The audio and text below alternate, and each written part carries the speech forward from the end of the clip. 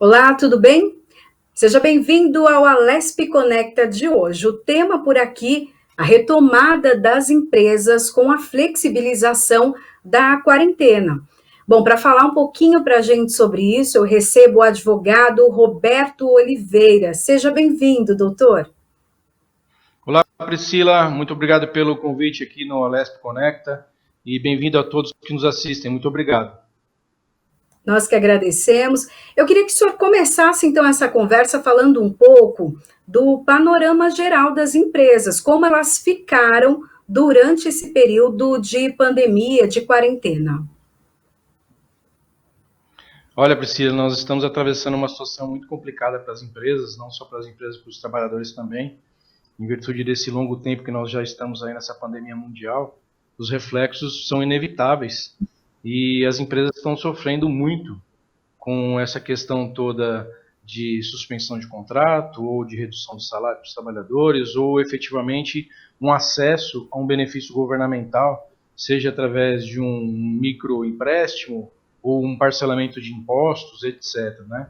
Então, eu entendo que não só agora, nesse momento tão difícil para todo o planeta, mas assim que terminarmos com essa pandemia também, teremos muitos reflexos e muitas inovações, principalmente em legislações novas que estão por vir. Uhum. Indenizações, o senhor diz em que aspecto? Do trabalhador ou também na questão das transações empresariais?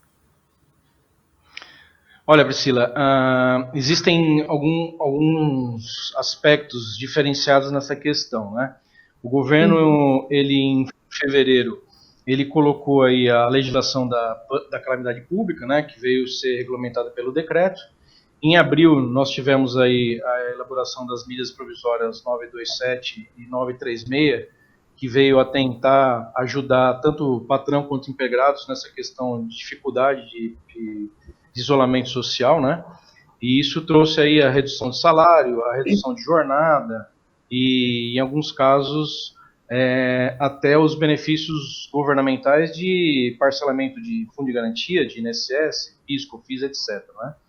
Então, quando a gente fala assim em benefícios, são todos os benefícios englobados, tanto quanto para o empregado. Né? Eu queria que o senhor falasse um pouco do impacto também que as medidas do governo acabaram tendo para essas empresas, né? Houve, então, uma ajuda para as empresas e também para as pessoas. Eu queria que o senhor falasse desse impacto. Olha, Priscila, infelizmente, o Brasil, nós não tivemos assim uma ajuda governamental expressiva, igual nós tivemos, por exemplo, em países vizinhos como a Argentina, que o governo pagou parte da folha de pagamento, parte dos impostos, sem contrapartida.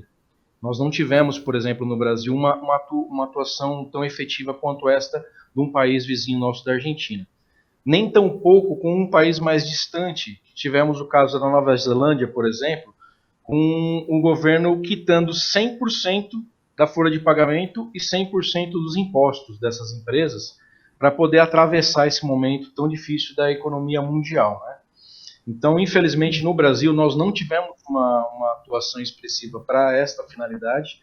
Nós tivemos apenas algumas modalidades de parcelamento de impostos ou prorrogação de impostos, recolhimentos fiscais e previdenciários. E mesmo com essas medidas nacionais, nós esbarramos muito na burocracia nacional. E em cima dessa burocracia, muitas empresas elas poderiam se enquadrar, mas os sistemas governamentais não falam ao tempo necessário dos prazos estabelecidos. Né? Então isso é uma coisa que veio a trazer prejuízos, principalmente nessa relação. Tem empresas que, inclusive, pediram, então, apoio do governo, empréstimos foram liberados, mas há uma dificuldade muito grande desse acesso. Isso ainda acontece? Ainda acontece, e infelizmente eu não vejo assim um patamar que venha trazer um benefício de flexibilização disso. Nós temos algumas ferramentas governamentais, por exemplo, o microempréstimo, que poderia trazer uma ajuda muito importante para as empresas, principalmente as micro e pequenas empresas do nosso país, né? Mas nós esbarramos na burocracia de enquadramentos. Seja um pequeno enquadramento de uma negativação de uma transação que ela possa ter um protesto de um título, seja um apontamento em algum órgão de proteção ao crédito, e isso vem a dificultar e às vezes até impedir o acesso a esses empréstimos governamentais que socorreriam as empresas nesse momento tão difícil. Já é notado o número de desempregados que aumentou muito nesse período de pandemia. Muitas empresas acabaram tentando ali segurar os seus empregados, não demitir nesse momento, mas o senhor acha que daqui a alguns meses ou daqui a algumas semanas isso pode acontecer? Demissão, então, de mais pessoas? Infelizmente, Priscila, isso é uma realidade, já vem acontecendo. As demissões, elas vão acontecer agora, daqui uma semana, daqui um mês ou daqui um ano, não se sabe exatamente, mesmo porque nós não temos um prazo estabelecido, seja no Brasil ou seja em qualquer parte do mundo, do término dessa pandemia. Eu acho que enquanto nós não tivermos uma vacina efetiva para que as pessoas possam ser imunizadas, nós vamos ter muitas dificuldades. E isso, infelizmente, ele diretamente impacta sobre as relações de trabalho e, obviamente, na economia nacional, né? Nesse período de pandemia, muitos contratos foram refeitos, né? Muitas negociações aconteceram, tanto na questão de aluguel de imóveis, quanto prestadores de serviço, também as questões trabalhistas, diminuição de salários. Esses contratos, eles ficariam vigentes pelo tempo da pandemia. Ninguém sabe quando ela vai terminar. Como que ficam, então, esses prazos? E as empresas podem acabar fixando ali um valor mais baixo para o salário dos seus funcionários? Sim, Priscila. Aqui, por exemplo, nós trabalhamos só com a advocacia empresarial, né? E, infelizmente, nós tivemos vários clientes, já desde o início de toda essa pandemia, que vieram a encerrar as suas atividades econômicas ao longo, às vezes, de 50 anos de trabalho, e nós temos que negociar todos esses contratos de trabalho. Infelizmente, é uma realidade nacional. O que nós temos adotado muito, que tem dado muito benefício, muito sucesso, é melhorar a boa e velha negociação, tá? Prevaleça o bom senso nesse momento, seja patrão integrado, patrão sindicato, sindicato trabalhador, etc. Eu acho que nesse momento tão difícil, o que vai mais beneficiar todas as partes e vai vir a trazer um benefício para a nossa economia nacional é a boa e velha negociação. Então, a implantação das medidas provisórias 927 e 926 vieram a ajudar muito esse panorama, né? E agora, em julho, nós tivemos aí a decretação da lei e a aprovação do decreto que veio a fixar os pontos dessas duas medidas provisórias e estabelecer o prazo para este contrato de trabalho ficar suspenso, reduzido ou até mesmo negociado de uma forma geral, né? Então, acho que foi muito importante essa evolução. Vai continuar sendo muito importante essas negociações e essas novas legislações que estão por vir, porque é uma realidade e nós não temos mais um comparativo histórico até sobre as relações de trabalho, sobre as relações humanas, né? Porque é o que você bem disse, nós não temos um prazo pré-estabelecido para o término dessa pandemia. Então, o que mais vai prevalecer de todos os lados é a boa e velha negociação. Eu queria que o senhor desse alguns exemplos, né? O seu escritório trabalha, então, com as empresas. Eu queria que o senhor falasse um pouco para a gente, então, do que o senhor tem visto, o perfil desses empresários que estão fechando os seus negócios, também esses funcionários que foram demitidos. Eu queria que o senhor contasse um pouco para a gente o que o senhor tem vivenciado todos os dias. Olha, Priscila, essa pandemia trouxe aí inúmeras inovações. O meu escritório Uhum. hoje conta com 3 unidades. Nós estamos na Avenida Paulista, na cidade de São Bernardo e na cidade de Guarulhos. Nós temos uma equipe muito grande de advogados voltados para a prestação de serviço empresarial. E o que nós temos vistos principalmente as negociações de locações, né? É uma dificuldade muito grande que nós nos deparamos aí no dia a dia, em virtude até de você conseguir equilibrar esse contrato, seja ele através de um grande locador ou de um pequeno locador, ou de um grande locatário e de um pequeno locatário. Porque nós temos situações que você tem um locador com inúmeros imóveis, empresas até que administram esses imóveis, dentro de shoppings, etc. E nós temos a situação também do locador que ele vive da renda daquele imóvel. Então, essa questão de redução, interrupção ou até suspensão desses contratos, ele tem que ser tratado muito caso a caso e muito pontual. E como eu disse, a boa e velha negociação prevalece, e o bom senso tem que prevalecer muito nesse momento. Nós já tivemos inúmeras decisões judiciais de inúmeros segmentos e com várias questões diferenciadas, desde a interrupção por 3 meses, desde a prorrogação desses períodos para o final do contrato, desde um parcelamento gradual destes valores. Então, nós temos adotado o critério de entender o lado do locatário e o lado do locador para trazer uma melhor resolução do contrato. Isso também se estende aos contratos de trabalho. Eu acho que as medidas provisórias estabeleceram os percentuais de 25%, 50%, até 70% das reduções, jornada de trabalho, etc. E não impediu, até pela reforma trabalhista que nós tivemos em 2017, uma negociação individual ou coletiva, né? E no caso da coletiva, ela sendo menos benéfica do que individual, prevalece a individual. Então nós temos, infelizmente, tendo casos de insucesso de a empresa ter 50 anos, uma metalúrgica, por exemplo, em São Paulo, ter 50 anos no mercado, ter 70 trabalhadores que infelizmente não conseguiu, tendo prédio próprio, etc., mas não conseguiu honrar com os impostos, com os salários, mesmo com todas as medidas legais existentes. Em contrapartida, nós também tivemos muito sucesso na modificação do contrato de salário, no aditamento do contrato de trabalho, com a implantação do home office.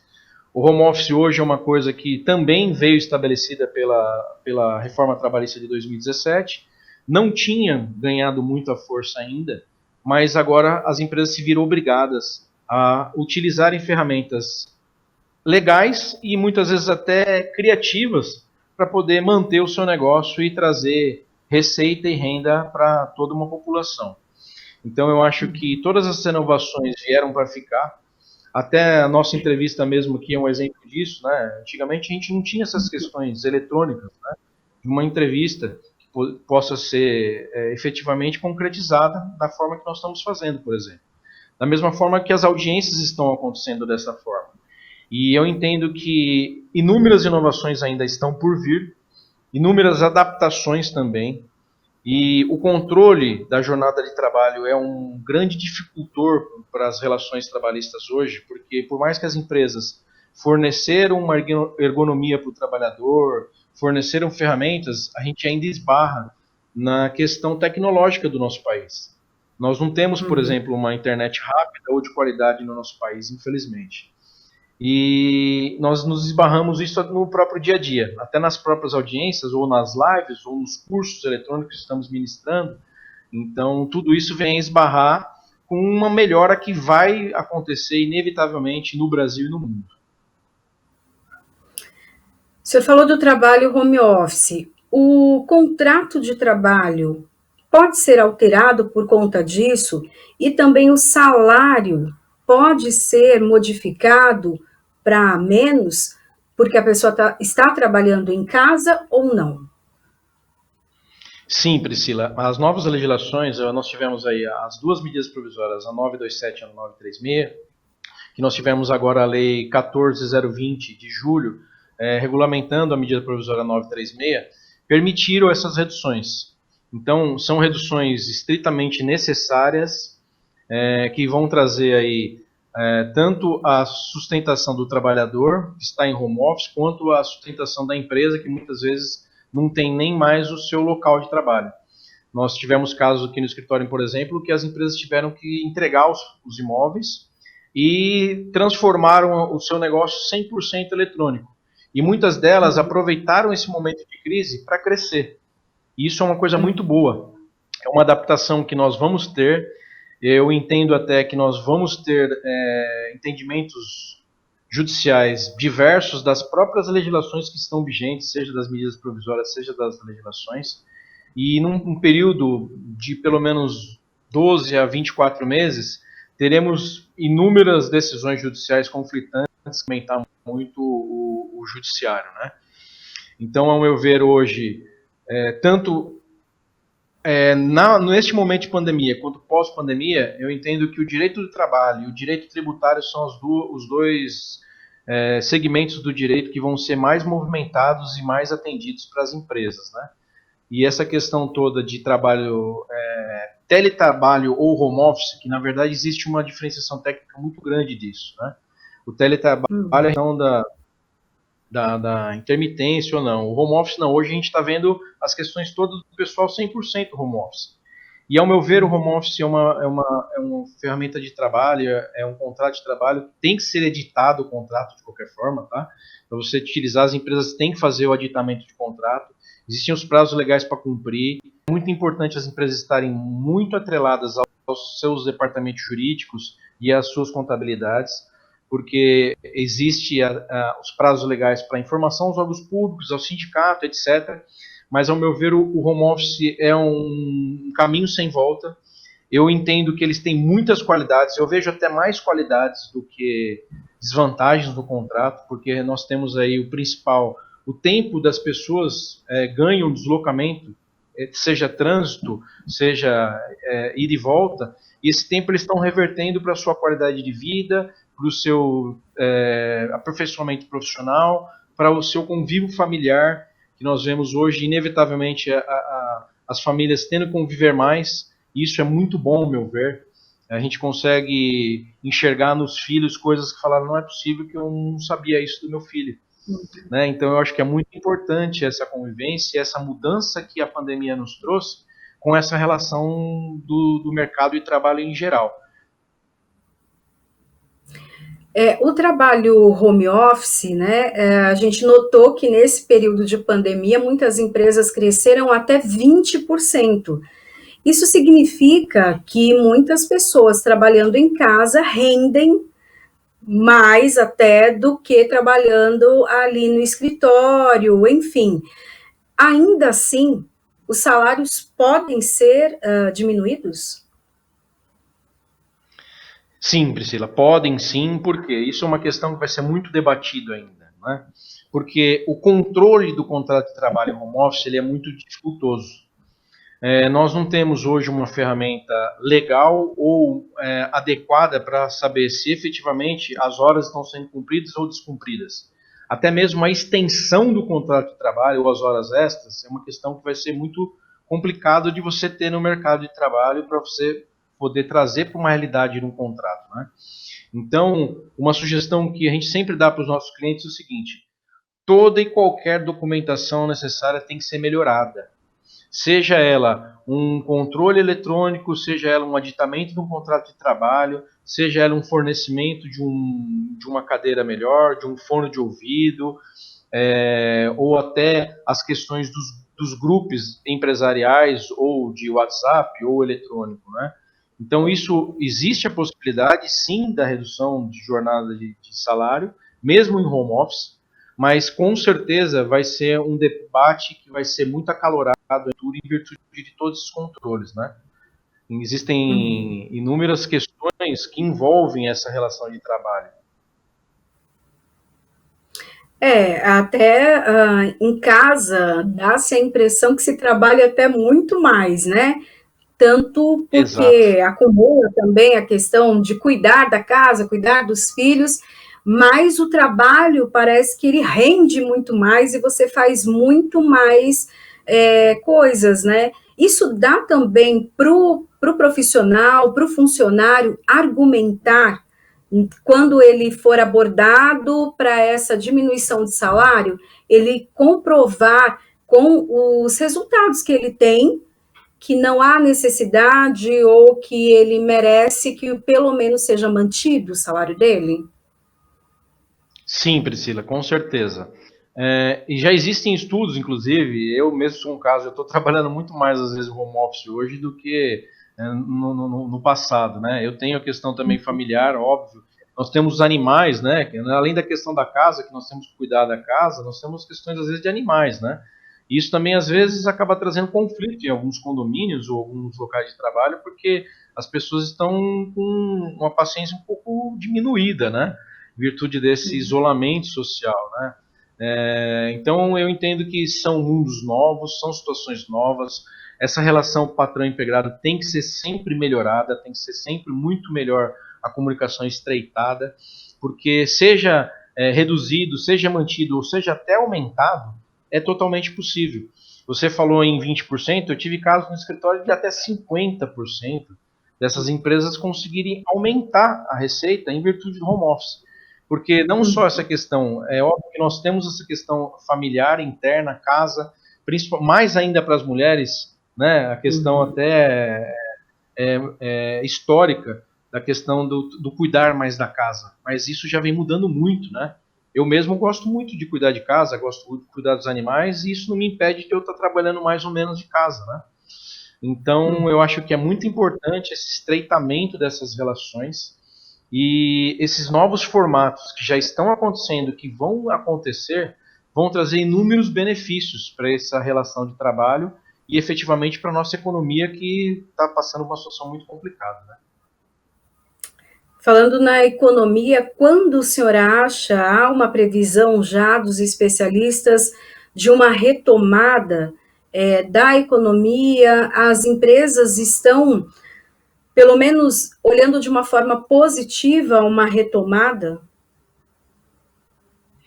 Olha, Priscila, essa retomada ela é complicada também, como tudo, né, nessa pandemia, porque nós não temos prazos estabelecidos. Nós tivemos aí inúmeros exemplos de vários estados que afrouxaram as questões da pandemia e tiveram que retomar porque os números eles foram muito exorbitantes após o afrouxamento, né?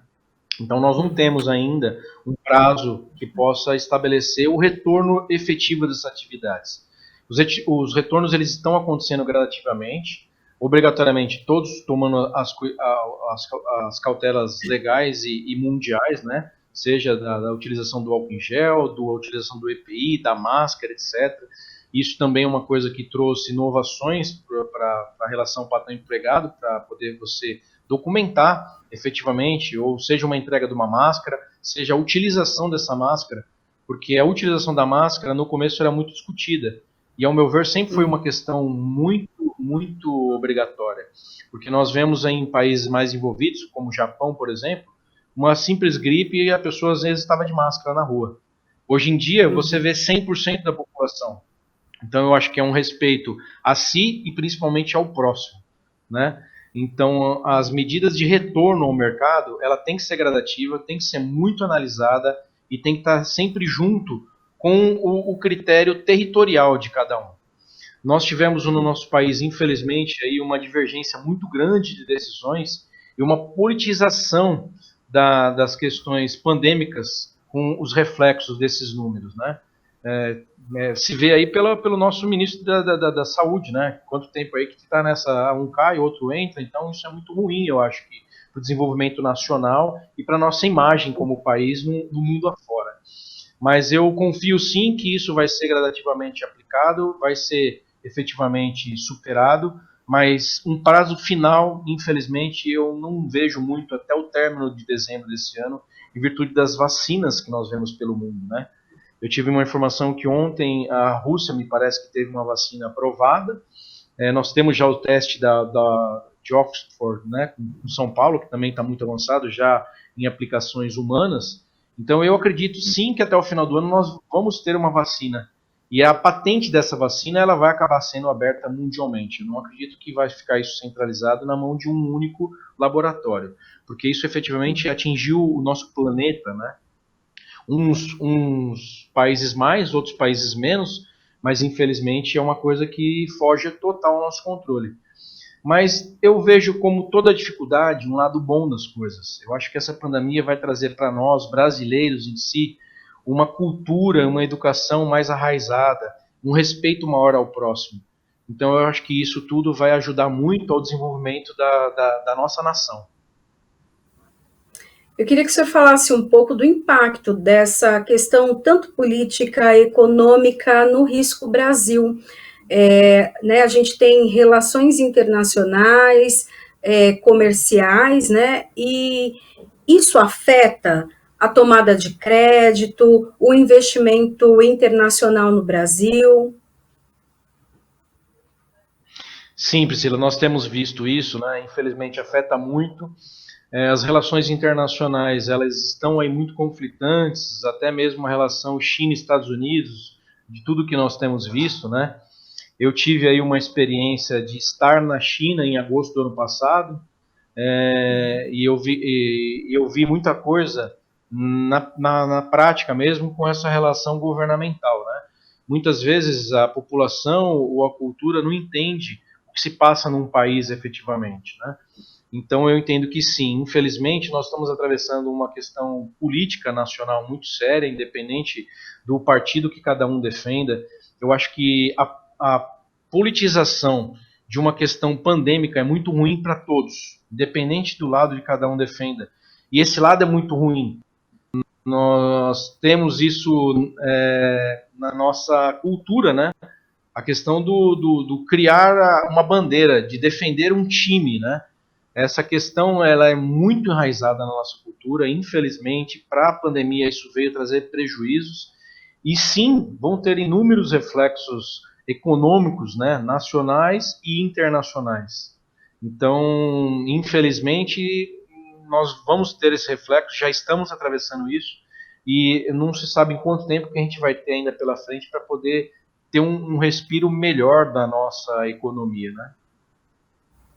O senhor acha que o Brasil foi um dos países mais prejudicados pela pandemia, levando em consideração todas, né, esses aspectos que falamos até agora, é, e também deve ter uma retomada mais lenta sobre também o impacto São Paulo, que é o coração econômico, né, do país. São Paulo também foi impactado mais do que outros estados? Olha, Priscila, eu não enxergo de uma forma que o Brasil foi um dos mais prejudicados, mesmo porque nós temos a questão territorial muito extensa, né? E com estados diversos, muito diferente de outros países mundiais. O que, ao meu ver, faltou para nós é união disso tudo, né? A questão política, ela afeta muito, ela atrapalha muito em alguns casos, e felizmente o nosso estado de São Paulo foi um dos pioneiros a tomar a frente e cuidar da pandemia com uma coisa mais humanitária, independentemente de partido político ou independentemente de questões de desvios que possam discutir no nosso judiciário ou nas nossas políticas. Eu acho que o Estado de São Paulo ele foi muito bem preparado, ainda está muito bem preparado, e como você bem disse, é o coração do nosso país, né? Então, todas as cidades vizinhas, por exemplo, nós tivemos Guarulhos aí como um pioneiro na questão de hospital de campanha, né? Isso deu muito certo, mas os nossos limítrofes são muito próximos. Por exemplo, o ABC. Nós tivemos questões no início do transporte, São Bernardo fez de uma forma, Santo André fez de outra, São Caetano de outra, e depois eles tiveram que recuar, falaram, não, peraí, a gente precisa melhor unificar, porque são cidades muito próximas, né? Os limítrofes são muito, muito restritos. Então eu enxergo como uma forma de benefício para o nosso país, independente do lado que cada um esteja, e eu acho que essa questão do lado tem que diminuir o quanto mais, ou quem sabe num futuro não tão distante acabar, né, que eu acho muito difícil, nosso país é muito extenso, mas eu enxergo que venha a trazer coisas muito boas para o nosso estado em si, todas essas medidas, E com um retorno gradual de toda essa situação, mesmo que com as academias voltando agora, recentemente, com o comércio em geral, mas eu acho que a população precisa entender e obedecer todos os critérios mundiais de saúde. Bom, eu quero agradecer, então, a participação do advogado Roberto Oliveira. Muito obrigada pela sua participação e dividir com a gente todos esses aspectos, né, econômicos, sociais, trabalhistas e empresariais. Obrigada. Muito obrigado, Priscila. Eu que agradeço. Nós aqui da Favara Oliveira agradecemos muito a participação. Estamos à disposição de vocês a estar ajudando em qualquer outra questão e aberto a todas as empresas e pessoas para nosso desenvolvimento pessoal e empresarial. Muito obrigado a todos. Obrigada. Bom, o programa Alesp Conecta fica por aqui. Para você assistir esse e outros programas, é só acessar o canal da TV Alesp no YouTube. Tchau, tchau.